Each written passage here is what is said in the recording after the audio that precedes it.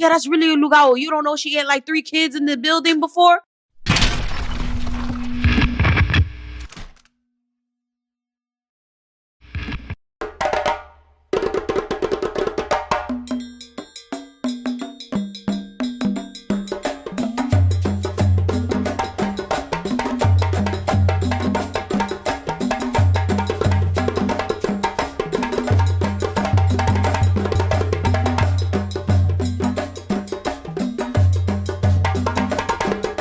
I'm the Mademoiselle, and ça c'est deuxième channel.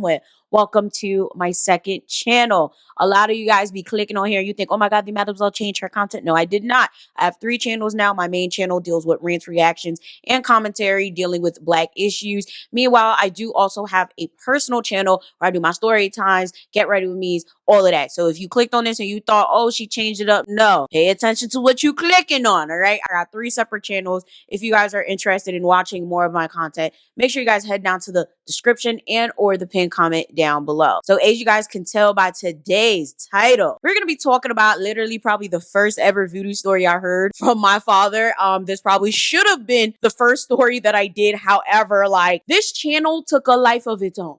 Okay, like, I did not expect to be doing Haitian voodoo story times or videos on politics. Like, this channel was started so that I could do little cutesy like DIYs and trying Haitian food and stuff. And it's funny because you guys can look back and like check out that content. Like, this was completely different. I will say the spirits chose what they wanted me to do with this channel. Therefore, I oblige. So we're going to be talking about Lougawou specifically. I talked about Lougawou so many times on this channel, so I will link down other videos for reference. If for whatever reason I forget, please just type in Chronicles of a Lougawou and you will find it. So in many other cultures, there are different renditions of the Haitian Lougawou. There is Roupgawou or Loupgawou. It's spelled so many different ways, but the essence is the same. In Haitian voodoo culture, however, a Lougawou is a shape-shifting creature that feeds off the blood of children and other innocents. Typically, a person is turned into a Lougawou when they do really trifling deeds in life. Typically, an Oga, Mumbo, or Bokor will turn someone into such creature as a form of punishment. Every single time I talk about Lougawous, there's always those people that are like, well, why would they do that? Like, how is that justice? I don't know. I'm not a Mumbo. Okay, I'm not a high priestess back on it. Like, I really don't know. You have to find one of them and ask them. Like, I find it very trifling, like, to have to, like, feed off the blood of children and kill children for the rest of your life. Like, it's extremely trifling. I want to know what literally gets you turned into that of all things, because there's other things, right? There's all these other different types of creatures that I haven't even touched on this channel. There's so many things that they could turn you into, but to turn somebody into a Lougawou is like a life/death sentence, because if you don't die because you don't eat babies, because obviously that's morally incorrect, you're going to die because someone's going to find out that you're a Lougawou and they're going to kill you. So it's very interesting. I feel like a lot of people that probably get turned into Lougawous are probably people that have done harm to children, but I'm not necessarily sure, because I've never ever got an origin story of why someone got turned into a Lougawou, with the exception of one time where my mom told me a story about a lady that was trying to kill like a local seller or whatever, and then she went to someone and then they turned her into Lougawou. It was something like that, or maybe it was like the girl was a mumbo and she was selling stuff and the girl tried to slight her in business. She tried to steal from her business and then she turned her into a Lougawou. To be quite honest with you, like, that's probably the only somewhat origin story I've ever heard. But for the most part, you never really find out why someone was turned into a Lougawou. I need to go look into some stories because I don't really know. I really don't. But like I said, I have videos down below for reference. Now, when it comes to the whole Lougawou conversation, a lot of people, especially Haitians, Africans, whoever has this in their culture, they're always like, wait, there's Lougawou in the US? Yes, petite win. There's Lougawou everywhere. What you need to understand what Lougawou is a person at the end of the day. It is not something that just hides under your bed or hides in the trees or just comes out at night. Technically, they are shape shifters. Okay, they are able to turn into whatever their animal form is at night and then quickly go back into their human form in the morning. That is how they survive. So a Lougawou can essentially have kids, get married, get on planes, do everything that we can do because they are people, just with an extra skin. Very crazy stuff. Again, videos linked down below for reference. So essentially, this story takes place when I was about 3 years old. If you guys are not aware, okay, if this is your first time here, I grew up in Elizabeth, New Jersey, which is a heavy foreign area. It is mainly Latino and Hispanic. I happen to live in a Latino slash Haitian neighborhood. We already know, yes, Haitians are Latino. Leave me alone. I don't claim that shit. I'm black. Okay, black, and I'm Haitian, but technically for geographic and specific purposes, yes, Haitians are Latino.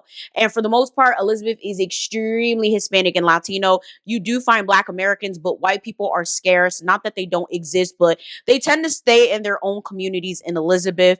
I happen to live in a Haitian neighborhood called J Park, Jefferson Park. What's good, y'all? So that's why I always have all of these crazy stories, because at the end of the day, when you live amongst a lot of Haitians, it's bound to be a bunch of crazy shit. When it came to this story, this happened when I was about 3 years old at the supermarket.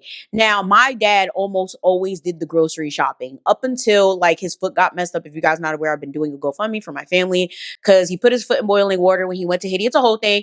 You guys could check out my personal channel for that. But long story short, my dad has always done the grocery shopping. My mom cooks too, obviously, but my dad can also cook. All the men in my family could cook. Funny enough, it is very interesting. Like even the ones that are trash, even the ones that are whores or whatever, like they all can cook. So he's always done the grocery shopping, and literally I always went everywhere with him. I've always been a daddy's girl. Wherever I go, he go. Wherever he go, I go.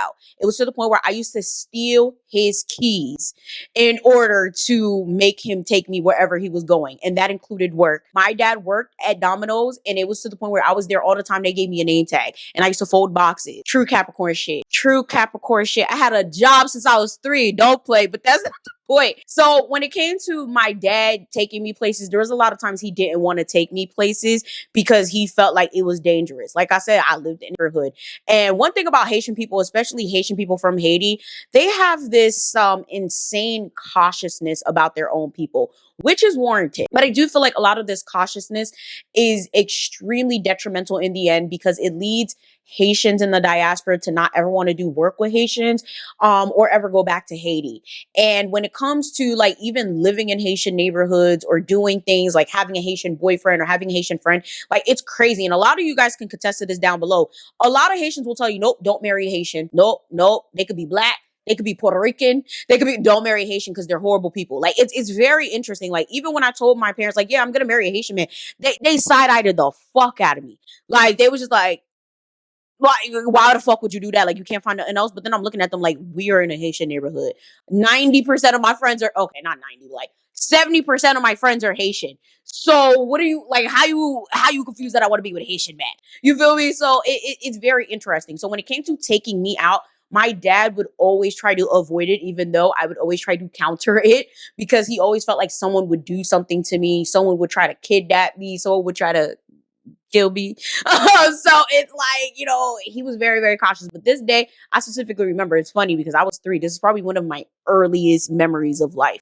He was trying to go to the grocery store, and I took his keys and I hid it in the couch so that he couldn't go. So he always had to bargain with me. And he looked at me. He was like, hey, like, you could come with me. Like, uka lave me for bon clim.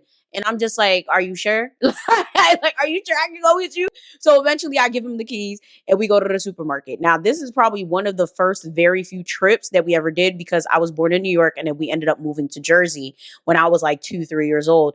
So I'm sitting there, I'm in the carriage, and there's this lady, right? We're just gonna call the lady Lougawou, to be honest. So the Lougawou is just like looking at me, staring at me, and she's making like short conversation with my dad.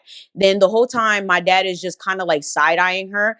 Now, if you're not aware, right, I have the ancestral gift of discernment as well as I see dead people. That sounds crazy. But no, like seriously, like I see dead people, and I have like a really good gift of like reading. I also get answers in my dreams, like when it comes to spiritual stuff, whatever the case may be. Like, so I think I get that from my dad. I just feel like he'd be holding out, because as soon as he saw this lady, he was side-eyeing the hell out of her. Thing is, I was born in Cal. I talk about this all the time on my channel. Hopefully I remember to link that down below. Since I was born in Cal, I was born with a veil. I was a coveted child in terms of like Haitian spirituality and stuff like that. There's a lot of people that are malfecte, also talked about that. Bad people, evil people, people who have ulterior motives that literally kill us with a swiftness as soon as we're born. It's interesting because it's not even just a Haitian thing, it's a thing in other cultures as well. There's some people that see people born as a veil as coveted, while there's some people that see people born with a veil as dangerous, and there's some people that see people with veil as demonic. It's a lot of different things. So I'll put on the screen what veil or cow means. Again, I'll link down the video, but essentially people that are born cow or born with a veil have spiritual abilities. They're very powerful. They can do a lot of different shit. And a lot of Haitians are very friendly, right? So she's just like, oh, come on, yeah, oh, yo, belle petite, like, oh my God, your daughter's so beautiful. How are you? Type of shit. And my dad's like, I'm fine. Like, I'm good. Like, like just looking at her. And, the whole time, my dad is pushing me in the carriage. And the thing is, I was like, I didn't like certain people, but there were certain people where like I gravitated towards them. So I just kind of looked at her. Like my dad was just telling me, like I was just looking at her, and we both just stared at her, and we just moving through the store. We doing the grocery shopping. Like it's literally nothing. But at this point, my dad starts seeing that the lady is following. So of course, right? Most people go up and down each aisle. Some people go to the grocery store and they just go to specific places that they need to be. That's how my dad was. He was always good at shopping for stuff. That's how my dad was. One thing about my dad, he was never incompetent. He's not like those men that be like, oh, I don't know what the militant is. Oh, I don't know what the fay is. Like, I don't know what to get in the supermarket. My dad was never that type of person. He always knew what to get because, like I said, my dad cooks. So he knew what he needed, but he wanted to see if she really was following. So he goes into produce. The ladies in produce. He goes into meats. The ladies in meats. He goes to get cereal. Now she's in the cereal aisle. So he's like, all right, let me really see if she's following us. So then he like busts this turn. It's funny because that supermarket's still open and I know it still looks exactly the same. And he tries to like go to the back. There's this back area where there's bread and the lady follows him there. So he's like, okay, maybe it's a coincidence. So then he goes and he busts back and he goes to like dairy, yogurts and stuff. And she goes back there. So he looks at her and he's like, at this point, he's like, all right, let me try to make conversation with her and see what she says. So my dad's like, oh, koto soti, like, where do you come from? And she's like, oh, soti dedin, like, I'm from Dedin in Haiti. Fact Vinisi, I just came here, whatever. I'm new to Elizabeth. Like, where are you from? My dad's like, oh, okay. Like, literally, like, oh, okay. Like, it just let the shit at that. So eventually we leave the supermarket. She leaves the supermarket, obviously, because monkey see, monkey do. And my dad tells my mom the story. He's like, yo, there was this very weird lady following us in the supermarket. My mom, being my mom, is like, I don't know, like, people go to the supermarket all the time. And I mean, you're with a baby. People like babies. I don't know. The thing is with my mom, very innocent, very mundane before magical. And to be honest with you, if someone would have told me something like that, I probably would have said the same exact thing. Like, you're with a baby, it's a supermarket. Like, I don't know what you want me to say. So my dad doesn't think anything of it, leaves it alone. Fast forward, maybe 2 or 3 weeks later, they go back to the supermarket. Now my mom is there. The only time my mom would go to the supermarket is when she was off on Saturdays. At that time, she just started working at her job. You guys know how it works. Seniority. The longer you at a job, the more you get the weekends. So she had a Saturday at the time. So now it's all three of us at the supermarket. And literally, lo and behold, we see the lady again. Now the lady sees my mom. Obviously, she comes up to my mom like, oh, come on, yeah. Oh, see my little, like, oh, that's your husband. Like, oh, I saw him last time he was here. So my mom's like, oh, see, the thing is, my mom's someone. Okay, my mom fake. My mom's someone. My mom's very, yeah. She's that type of person. Always gets us some shit. Always. I swear to God, always. So my mom's like, oh yeah, he told me about you. And my dad's looking at her like, bitch. Like, what you mean? Like, I ain't tell you shit. Like, like, why would you even say that? So they're having a full-blown conversation, and I am dead staring at this lady. Like, it's like I'm staring at her soul. Like, I wasn't crying. I wasn't upset. I wasn't whatever. I was just staring at her. So my dad ends up taking me. We start walking around the supermarket or whatever the case may be. And the whole time my mom's having a conversation with her, my mom's just like, I don't know what it is, but like I got a weird feeling about her. So that by this time my dad had came back with me or whatever, and same thing happened. We're in produce, she's in produce. We go to bread, she in the bread. We go to cereal, she goes to cereal. We go to candy, she's in the candy. We go to meats, she's in the meats. So at this point, my mom is like, oh, Witty, Yes, damn sa baka ko pon. Puisa tout kote nou viwe tout. Like, who is this lady? Like everywhere we turn, she turns too. Like who? Like what's going on? And my dad's like, I told you.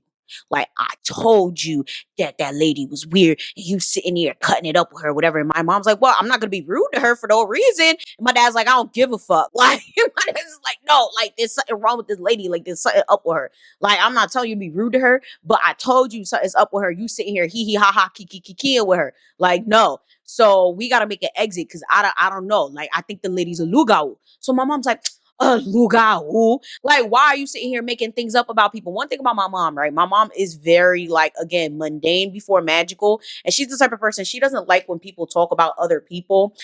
Especially sorry, I had to look at this to make sure it was still on, but she's also very like nice, like extremely nice, extremely like, oh no, it can't be that. So my mom's like, why would you call her that? Because being called a Luga was also like a very, very big insult in Haitian culture. So my mom is just like, why would you call her that? Like maybe she's just, really invested in babies. And maybe, I don't know, maybe she doesn't have anyone here. We just came up here too. Like my mom's making all types of excuses. And my dad's just like, anyways, we got to get the fuck out of here. Hey, we got to get out of here. So now at this point, my parents have to finish up their shopping real quick because like my dad's having a weird feeling. My mom had a weird feeling. And the lady at this point, by the time we try to get to the door, the lady's like, oh, you guys are already leaving? Like, I thought you guys were doing a big grocery haul or whatever. Like, you guys had a lot of stuff in your cart. Like, I don't even think, if I'm not mistaken, the way my dad told me the story, I don't even think they took all their shit. Like, they kind of probably got like 2 or 3 things that they really needed and they was up out of there. And right when they tried to get out the door, she's literally at the door. And she's like, oh, where y'all going? Like, type shit. So my mom was like, oh, go on there, PC. When this is like the 90s, y'all. Okay, this is like what, 98, 99. So my mom's like, oh, no, get on nap on la kaila. Like, oh, we waiting for somebody at the house. So, we gotta go out real quick. We thought we'd have more time, but then, we really don't have that much time. And the lady goes, oh, well, where do you live? Kotorete. Now, if you don't know nothing about the Lougawous, okay, if you've never watched any of my Lougawou stories, listen up. A Lougawou is going to strike a child with a fever, an illness, or any type of sickness so they can literally take their soul, drink their blood, whatever the case may be. So most of the time, a Lougawou is going to try to insert themselves into your life. They try to find out where you live. They try to find out where you go, especially when it comes to your child. So at this point, my mom's like, oh, hell no. Oh, hell no. My dad cussed this lady out. My dad was just like, l'homme à la vouzon, malpropre, chien caca, going off. Like, oh, what kon him te kon ote Lougawou? This is the thing, right? I always tell y'all, don't be going off on people like that for no reason, but also don't go off on spiritual shit like that. Like spiritual people who are priests, whatever. But that's how I know my dad got gifts. And I know my dad is not letting on to these gifts because ain't no regular person about to sit there and cuss somebody out like that when they think they're a damn Lougawou. My dad goes off on her when I'm telling you, like cussing her out to high heavens. Luckily, this was a Hispanic supermarket and there was no Haitians in there because when I'm telling you the caca my dad was telling me, and mind you, when he's retelling me this story, he's laughing. And I'm just sitting there like, a short translation. Wait, I don't even know exactly what I said. But on the essence, he's basically saying, fuck you, oh wow, okay, you cannot translate Haitian cusses. You really can't. If someone could try to translate down below, go ahead, but it just sounds crazy. Like a lot of it is in English, it doesn't sound crazy. But essentially, my dad's like, fuck you. I know that you a Lougawou. Get out of my face. You think I'm about to let you eat my child. Fuck you. Like all types of shit. And literally, the lady is just like stunned. Like she's stunned, but she kind of got a smirk on her face. She's kind of like, type shit. And they start walking away, they start going in the car, all types of shit. So you guys probably wondering, like, well, how did your dad actually know that she was a Lougawou? So boom. Fast forward, this lady, she lived near our neighborhood. However, she wasn't in our neighborhood. And when my dad started telling somebody else the story, they were like, oh, you're talking about such and such. Okay, we're just gonna name her. We're just gonna call her Laura. Okay, she's like, oh, what parler de Laura? Like you talking about Laura? Oh, bonjour Lougawou. Oui. Yeah, that's really a Lougawou. You don't know she had like 3 kids in the building before? Child. I'm sitting there listening to this story like, three kids is fucking crazy. Like that, like, and y'all let her live. Like, why would you? Like, I just can't. But obviously, we're in the United States. You can't just be committing murder and saying, "Oh, I thought they were a Lougawou." That's not how that works. In Haiti, she would have been dead a long time ago. And that's basically what the person was telling my dad. Like, "Oh yeah, you know, like we would have killed her a long time ago." However, you know, like, we're in America. There's things that we have to do. We can't prove that she killed or ate or stole the soul of these children. So, you know, there's nothing we could really do about it except like call her out so she moves away. Like, you know, there's nothing we could really do. So at this point, my dad calls an Ogon. Okay. And the Ogon does confirm, like, oh yeah, no, that's a legitimate Lougawou. Like, that's a real Lougawou. And yeah, y'all just gonna have to catch her in the act, put salt on her skin, and that's the only way that's gonna work. So fast forward, the lady ends up moving away anyway. I don't know why. I don't know if she killed another child or not, because I wasn't from that direct area of Elizabeth. I have friends from that direct area of Elizabeth, but like, I didn't grow up in that neighborhood. But I do know eventually she did end up leaving. I never remembered talking to her after I was 3, obviously. But yeah. Moral of the story, be very, very careful with your kids. Do not tell anyone where you live at in a general sense. Like, this has nothing to do with spiritual shit. Like, you shouldn't be sitting there like, oh yeah, I live over the hill on Madison. No, nigga. Like, don't be telling people where you live at. Don't be telling people where you stay, what your movements are. Keep shit real brief, real cute, real cordial, and go about your business. Because God forbid they would have said, oh yeah, we're right on Jefferson Park in this building. We live on the first floor. Like, can you imagine? That would have been like, child, I would have been dead within like 6 weeks. Like, swear to God, like, that's how quick they be moving. So I will say, like, I want you guys to be very, very careful. I know a lot of you guys watch these videos for entertainment. What the fuck? I know a lot of you guys watch these videos for entertainment purposes, but understand there are so many things out there that are way more powerful than you think. Not saying that God is not powerful, but evil does exist. And unfortunately, sometimes evil does win. That's why there's so many horrible things out there in this world, and so many bad things happen every day. Doesn't matter who you are, what you serve, or who you think has your back. At the end of the day, absolutely no one is invincible. With that being said, thank you guys so very much for watching this video. I know there was a lot of tidbits and stuff, and I hope the audio don't sound too weird, because it's like, I always have this clip to me. I might try to like clip it under my shirt or something. I gotta figure this out. But yeah, thank you guys so very much. Make sure you guys like, share, subscribe. Again, check out my other channels, and I'm gonna see y'all next time. Bye. That was ugly. Bye.